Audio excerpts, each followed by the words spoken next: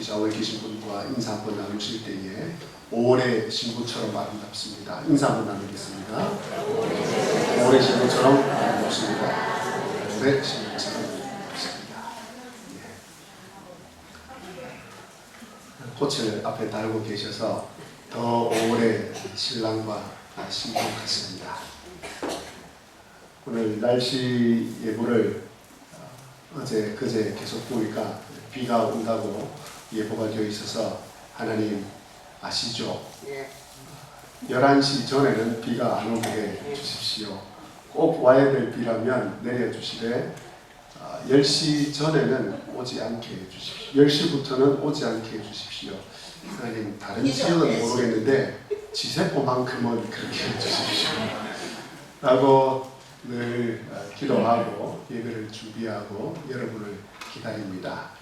오늘 어버이 주일에 우리 교회에서 귀한 선물을까지 준비를 했는데 하나님 이렇게 비가 오면 우리 어르신들 또 못 나오는데 하나님 비 안 올 수 있도록 조금만 도와주십시오 라고 하나님께 이야기하고 나왔는데 비가 그쳐서 너무 감사를 드립니다.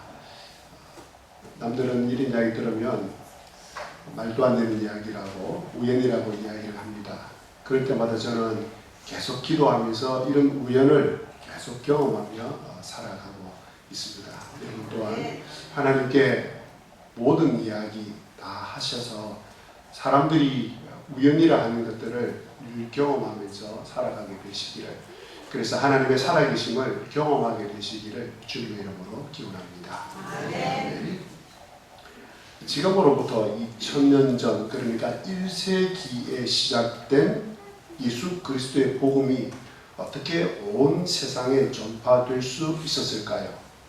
오늘 말씀에 그 비결이 나옵니다. 오늘날 복음이 지세포와 이룬면을 포함하여 온 세상을 향해 어떻게 나아갈 수 있겠습니까? 그 비결이 오늘 말씀에 나옵니다. 그 비결이 무엇이겠습니까? 첫 번째로 열린 성도, 열린 교회가 되어야 합니다. 소문은 베드로의 발걸음보다 더 빨랐습니다. 이방인 고넬료에게 세례를 준 사실이 베드로가 예루살렘에 도착하기도 전에 이미 예루살렘 전역에 퍼져 있었습니다. 베드로가 예루살렘에 도착하자마자 할례자들이 베드로를 비난했습니다. 11장 2절에 베드로가 예루살렘에 올라갔을 때에 할례자들이 비난하여, 여기에 나오는 할례자들은 유대인으로 있다가 기독교로 개종한 사람들을 말합니다. 이 사람들은 유대교에 있다가 기독교로 개종을 하였지만 할례를 받아야 하나님의 백성이 될 수 있다고 믿는 사람들이었습니다.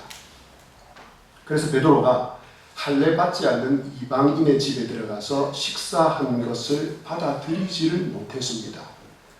사실 엄밀히 말하면 식사 문제가 아니라 이방인들에게 세례를 베풀었다는 것을 받아들이지 못한 것입니다. 이 할례자들은 기독교로 개종했음에도 불구하고 여전히 과거로부터 지켜온 율법의 전통과 관습 아래 있었기 때문에 인종적 편견을 벗어나지 못했습니다. 게다가 베드로가 세례를 준 이 이방인들이 어떤 사람들이었습니까? 바로 자신들을 침략하고 있는 로마 백부장의 사람들이었습니다. 그러니 이런 이방인들에게 세례를 주었다는 것은 침략군의 협조자라는 낙인이 찍히게 됩니다. 그래서 그들은 더욱이 더 베드로를 비난할 수밖에 없었고 이방인들에게 세례를 준 것에 대해서 베드로에게 문제를 삼았던 것입니다. 지금 베드로는 종교적으로 할례 문제와 그리고 정치적으로는 이방인의 침략자의 협조자라는 이런 위기에 처하게 되었습니다. 그러나 베드로는 비록 그러한 위험이 있다 할지라도 자신이 보고 들은 경험을 이야기하지 않을 수 없었습니다. 그래서 베드로는 이 할례자들에게 자신과 그리고 고넬료가 본 환상 이야기, 하나님의 섭리에 대해서 자세하게 설명을 해 주었습니다. 그리고 또 사도행전 10장과 오늘 11장을 읽다 보면 이 사도행전을 기록한 누가가 왜 이렇게 똑같은 이야기를, 이 긴 이야기를 반복해서 기록을 했을까라는 생각이 듭니다. 기록할 내용이 정말 많았을 터인데 말입니다. 왜냐하면 그만큼 이 사건이 중요하기 때문입니다. 하나님과 예수님과 성령님께서 십자가와 부활과 승천과 재림과 심판을 걸고 그토록 이루시고 싶었던 일이 무엇인 줄 아시지 않습니까? 무엇입니까? 온 세상 사람들을 구원하는 것입니다. 온 세상이 하나님 나라가 되는 것입니다. 하나님의 뜻이 온 땅에 이루어지는 것입니다. 바로 이 소식이 온 세상을 향해서 뻗어나가야 하는데 베드로와 고넬료 사건이 아주 이 일에 중요한 사건이 됩니다. 아니 결정적인 사건이 됩니다. 그래서 누가는 데오빌로에게 이 이야기를 10장과 11장에 이어서 이 긴 이야기를 반복해서 들려준 것입니다. 베드로는 자신이 겪은 이 사건이 철저하게 성령님께서 행하신 것이라고 설명을 합니다. 그러면서 11장 17절에 이렇게 결론을 내립니다. 내가 누구이기에 하나님을 능히 막겠느냐. 하나님께서 내게 보여주신 이 일이 이토록 분명한데 내가 어찌 하나님을 막을 수 있겠느냐라고 이야기를 합니다. 그러자 그 자리에 있던 비난하던 할례자들과 초대교회 성도들이 이렇게 말합니다. 18절에 그들이 이 말을 듣고, 즉 베드로의 말을 듣고 잠잠하여 하나님께 영광을 돌려 이르되 그러면 하나님께서 이방인에게도 생명 없는 회개를 주셨도다. 하나님께서 이방인에게도 생명 없는 회개를 주셨도다 라고 선언한 이것은 혁명적인 사건입니다. 할례자들과 초대교회에 유대교회에 있다가 기독교로 개종한 사람들이 이 선언과 이 고백을 결코 쉽게 할 수 없습니다. 겨우 베드로가 경험한 것만을 듣고 이 선언을 한다는 것은 정말 가히 혁명적인 일이라 할 수 있습니다. 왜 그렇습니까? 유대인들에게 있어서 할례는 목숨과도 맞바꿀 만큼 중요한 일이었습니다. 할례를 받지 않는다는 것은 하나님의 백성이 되는 것을 거부한다는 뜻입니다.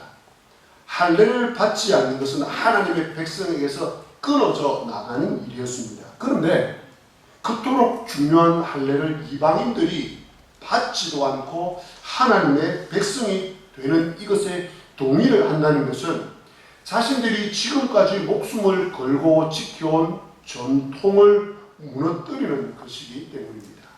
또한 정치적으로는 이방인들에게 세례를 준다는 것은 침략군의 협조자가 되는, 낙인이 지키게 되는 일에 동의를 한다는 것입니다.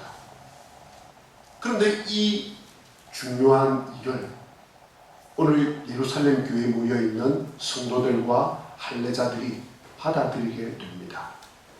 비록 오늘 이 내용을 그들이 받아들이지만 이 사실을 공식적으로 확정짓는 데는 더 많은 시간이 걸립니다. 나중에 사도행전 15장과 21장에 가서야 비로소 확정이 됩니다. 그만큼 이 일이 결정하기도 힘들고 받아들이기도 힘들었다는 것입니다.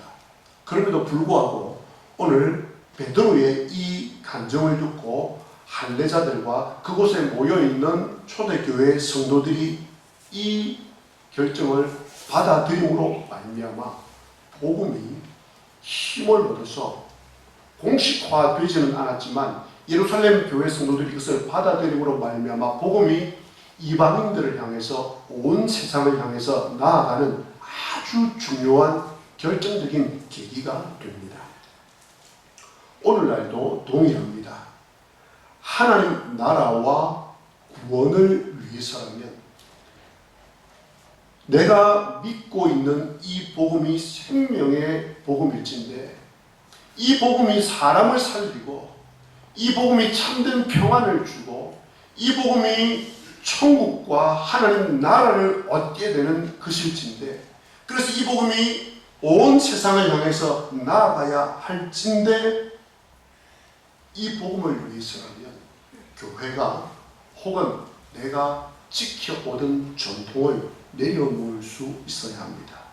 때로는 너무 혁신적이어서 도무지 받아들이기 힘든 일도 그것이 복음을 위해서라면 받아들이려고 해야 합니다. 너무 혁신적이라는 이유 때문에 거절하는 일이 없어야 합니다. 여러분들께서는 누구보다도 복음을 위해 살아가는 분들이지 않습니까? 누구보다도 주님의 몸된 지스포 교회를 사랑하고 살리려는 분들이지 않습니까? 누구보다도 구원과 영생을 가장 중요하게 여기시는 분들이지 않습니까? 그러시다면 열린 마음을 가지셔야 합니다. 새로운 것을 받아들이셔야 합니다. 가히 혁명적이라 할 만큼의 일도 그것이 복음을 위해서, 영생을 위해서, 구원을 위해서, 하나님 나라를 위해서 맞다면 관습과 전통을 포기하고 그 혁명적인 문화와 사건들을 받아들일 수 있어야 합니다. 복음은 변하지 않습니다. 절대 변하지 않습니다. 왜냐하면 이 복음을 주신 분이 하나님이시기 때문에 그렇습니다. 주님 오시는 그날까지 이 복음은 변하지 않습니다. 주님 오시는 그날까지 어떤 일이 일어날 것임을 이미 다 알고 계신 주님께서 주신 복음이기 때문에 복음은 변하지 않습니다. 그런데 그 복음을 담고 있는 그릇은 시대마다 변하여 왔습니다. 시대가 다르기 때문에 복음을 담아내는 그릇도 달라져야 합니다. 복음을 담는 그 시대로 변하지 않은 교회들은 도태하거나 사라지고 말았습니다. 진리는 끝까지 붙잡아야 합니다. 그러나 진리를 전달하고 담는 그릇은 변해야 합니다. 교회가 성경적이지 않는 전통에 묶여 있으면 안 됩니다. 여러분 개인의 좋은 신앙 전통은 유지하시길 바랍니다. 그러나 나와 다른 신앙 색깔을 가진 분에 대해서는 수용해 주시기를 바랍니다. 죽고 사는 진리의 문제가 아니라면 저 주시기를 바랍니다. 자신을 이기려고 덤벼드는 사람을 좋아할 사람은 아무도 없습니다. 자신이 그런 사람으로부터 지는 것을 좋아할 사람도 아무도 없습니다. 복음을 담는 그릇이 되시되 좀 더 넓은 그릇이 되어주시기를 바랍니다. 그래서 안 믿는 사람들이 교회 안으로 쉽게 들어올 수 있도록 장벽을 제거해 주시기 바랍니다. 문턱을 많이 낮추어 주시기 바랍니다. 안 믿는 분들이 교회에 잘 적응할 수 있도록 교회 문화를 바꾸어 주시기 바랍니다. 그렇다면 우리 교회는 안 믿는 분들이 교회에 잘 적응하고 정착할 수 있도록 하기 위해서 어떤 부분의 변화가 필요하겠습니까? 혹 그런 부분들이 발견된다면 저에게나 또 부회장님에게나 혹은 전도회에 의견을 제시해 주시고 그 의견을 통해서 교회가 새롭게 바뀔 수 있도록 도와주시기 바랍니다. 그리고 여러분의 전도회와 여러분의 구역 모임도 변화를 시도해 주시기 바랍니다. 새로운 가족이 우리 구역에 왔을 때, 우리 전도에 왔을 때 과연 그분들이 잘 적응할 수 있을까? 좋아할까? 라는 것을 생각해 보시기를 바랍니다. 여러분들께서 주위에 새가족들이 올 때에 그리고 교우들이 올 때에 얼마나 반갑게 환대하는지 아십니까? 새가족들이 저희 교회에 와서 이구동성으로 하시는 말씀이 본인들을 너무 따뜻하고 환하게 맞이해 준다는 것입니다. 여러분들은 아실지 모르겠지만 새로 오신 분들이 여러분을 향해서 그렇게 이야기를 합니다. 그리고 오랜만에 저희 교회에 오신 분들이 저희 교회를 보고 완전히 달라졌다고 이야기합니다. 굉장히 밝다고 또 환대해주는 분위기가 넘쳐난다고 이야기를 합니다. 그런 여러분에 대해서 진심으로 감사를 드립니다. 그래서 지금처럼 잘 하시는 대로 새로운 새가족들을 위해서 그리고 오시는 교우들을 위해서 기쁜 마음으로 즐겁게 환대해 주시기를 바랍니다.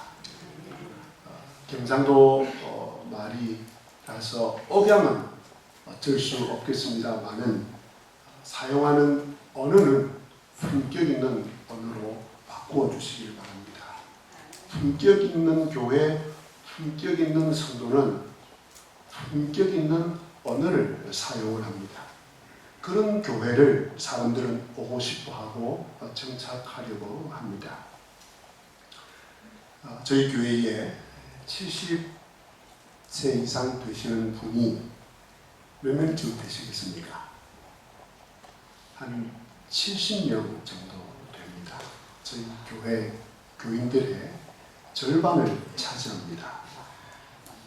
그러면 젊은 분들이 또 젊은 새가족들이 교회에 정착하고 적응하기가 조금 어려울 것입니다. 어떻게 하면 좋겠습니까? 결코 적지 않은 숫자가 70 이상 되신 분들입니다. 바울 사도처럼 한 사람이라도 더 얻기 위해서 변화해야 되지 않겠습니까? 예를 들어서 제가 지금 말씀드린 건 예를 드는 겁니다. 이대로 따라 하시면 안 됩니다. 새로운 새가족 젊은 분들 또 기존에 있는 젊은이들과 대화하고 소통하고 복음을 전달하고 교회를 새롭게 하기 위해서 도움이 된다면 옷도 센스 있는 옷으로 바꿔보고 밝은 옷으로 바꿔보고 또 열심히 운동도 해보고 얼굴에 화장도 해보고 염색도 해보고 이런 변화를 시도해 보아야 하지 않겠습니까? 그래서 한 명이라도 젊은 분들이 더 교회에 정착할 수 있다면 그렇게 하는 것이 아주 중요하지 않겠습니까? 오늘 어버이 주일입니다. 이 자리에 계신 70세 이상 되신 우리 모든 성도님들에게 진심으로 감사를 드립니다. 여러분들께서 지금까지 주님의 몸된 교회와 복음을 위해서 수고하고 헌신하고 흘리신 눈물을 기억하기 때문입니다. 다시 한번 진심으로 감사를 드립니다. 여러분들의 그 수고 위에 우리 지세포 교회가 지금까지 든든히 세워져 왔습니다. 그런 여러분들이 저는 진심으로 자랑스럽습니다. 그래서 마지막으로 한 번 더 부탁을 드립니다. 지세포 교회의 변화와 성장을 위해서 조금 더 노력해 주시되 변할 수 있는 부분들 한번 변화를 시도해 보시기를 바랍니다. 그래서 여러분들을 통하여서 또 70세 이상 된 여러분들을 통하여서 우리 주님의 몸된 교회의 영광이 그리고 우리 주님의 영광이 나타나는 것을 경험해 보셔야 하지 않겠습니까? 오늘 말씀을 듣고 너무 감동을 받으셔서 다음 주일에 청바지를 입고 다들 입고 오신다든지 머리에 염색을 다 하고 오신다든지 그러면 곤란하겠습니다. 우리 주님께서 못 알아보실 정도가 되면 하지만 그런 마음을 가지시고 교회의 젊은 분들을 돌아보시고 다독여 주시고 함께 젊은 마음으로 하나가 될 때 복음이 지세포와 이루면을 뛰어넘어 온 세상을 향해 나아가리라 믿습니다. 둘째로 복음이 우리 지세포와 이루면과 그리고 온 세상을 향해서 나아가기 위해서는 뭐뭐만의 사람이 아니라 뭐뭐도의 사람이 되어야 합니다. 스데반의 순교로 예루살렘 교회가 핍박을 받습니다. 그때 많은 예루살렘에 있던 제자들이 이방 지역으로 흩어졌습니다. 베니게와 구브로와 안디옥까지 흩어졌습니다. 오늘 읽은 19절에 그때에 스데반의 일로 일어난 환란으로 말미암아 흩어진 자들이 베니게와 구브로와 안디옥까지 이르러 유대인에게만 말씀을 전하는데 그 중에 구브로와 구레네 몇 사람이 안디옥에 이르러 헬라인에게도 말하여 주 예수를 전파하니라고 되어 있습니다. 잘 보시기 바랍니다. 이 구절을 보시면 스데반의 일로 이방에 흩어진 사람들 가운데 복음을 전하는데 그 중에는 베니게와 구보로와 안디옥이라는 저 먼 이방 나라까지 갔음에도 불구하고 거기서도 유대인에게만 복음을 전한 사람이 있었고 그 중에 몇은 헬라인에게도 주 예수를 전파하였습니다. 제가 이 말씀을 근거로 사람을 세 종류로 나누어 보겠습니다. 뭐뭐조차 하지 않는 사람, 둘째는 뭐뭐만 하는 사람, 셋째는 뭐뭐도 하는 사람입니다. 삶의 영역에서, 신앙의 영역에서, 인간관계의 영역에서, 모든 영역에서 이런 세 종류의 사람이 있을 수 있습니다. 첫째로 뭐뭐조차 하지 않는 사람, 마땅히 해야 될 것, 당연히 해야 될 것조차 하지 않는 사람입니다. 이런 사람은 신앙과 삶에 있어서 성공하지 못할 경향이 많습니다. 여러분 가운데 이런 분이 전혀 안 계시기에 이 부분은 따로 설명을 드리지 않겠습니다. 둘째로 뭐뭐만 하는 사람입니다.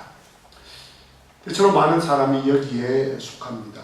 시키는 것만 하는 사람, 내가 해야 할 것만 하는 사람입니다. 줄 것만 주고 받을 것만 받는 사람입니다. 세 번째는 뭐뭐도 하는 사람입니다. 뭐뭐까지도 하는 사람입니다. 시키지 않은 일까지도 하는 사람입니다. 줄 것만 주는 것이 아니라 더 주고도 받으려고도 생각하지 않는 사람입니다. 영적인 영역과 모든 영역에 있어서 성공할 가능성이 매우 높은 사람입니다. 바로 성숙한 교회와 성숙한 성도, 복음을 품은 성도의 모습이 바로 뭐뭐도 하는 성도 사람입니다. 자, 이것을 영어로 한번 표현을 해보겠습니다. 뭐뭐만 하는 사람을 ordinary라고 합니다. ordinary라는 뜻은 보통의, 평범한이라는 뜻입니다. 그리고 뭐뭐도 하는 사람은 extraordinary라고 영어로 표현을 합니다. 비범한, 놀라운이라는 뜻입니다. 오늘 말씀을 잘 기억하기 위해서 한번 따라해 주시면 감사하겠습니다. ordinary. 이습을 하고 오셨습니까? 잘하시네요. extraordinary. 제가 발음이 좀 안 좋았지만 잘 따라해 주셔서 감사를 드립니다. 한 번만 더 따라하겠습니다. ordinary. extraordinary. 복음을 유대인에게만 전하는 것은 ordinary입니다. 헬라인에게도 전하는 것은 extraordinary입니다. 사람의 안부를 물을 때 친한 사람에게만 하는 것은 ordinary입니다. 친하지 않는 사람에게까지 인사하는 것은 extraordinary입니다. 예수님께서 말씀하셨습니다. 마태복음 5장 47절에 너희가 너희 형제들에게만 문안한다면, 인사한다면 이방인보다 나은 것이 무엇이 있느냐? 이방인들도 그만큼은 하지 않느냐라고 말씀하셨습니다. 나와 내 가족을 위해서만 기도하는 것은 ordinary입니다. 그러나 이웃과 아픈 사람들과 나라와 민족과 교회를 위해서 기도하는 것은 extraordinary입니다. 심리를 가려고 하는 사람이 오리까지만 동행해 달라고 할 때 오리까지만 동행하는 사람은 ordinary입니다. 그런데 심리까지 동행해 주는 사람은 extraordinary입니다. 주님께서 말씀하셨습니다. 오리를 가고자 하거든 심리까지도 같이 가라고 말입니다. 내게 있는 것 가지고 할 수 있는 범위에서 예물을 드리는 것은 ordinary입니다. 힘에 지나도록 예물을 드리는 것은 extraordinary입니다. 누구보다도 우리 예수님이 extraordinary의 표본의 삶을 사셨습니다.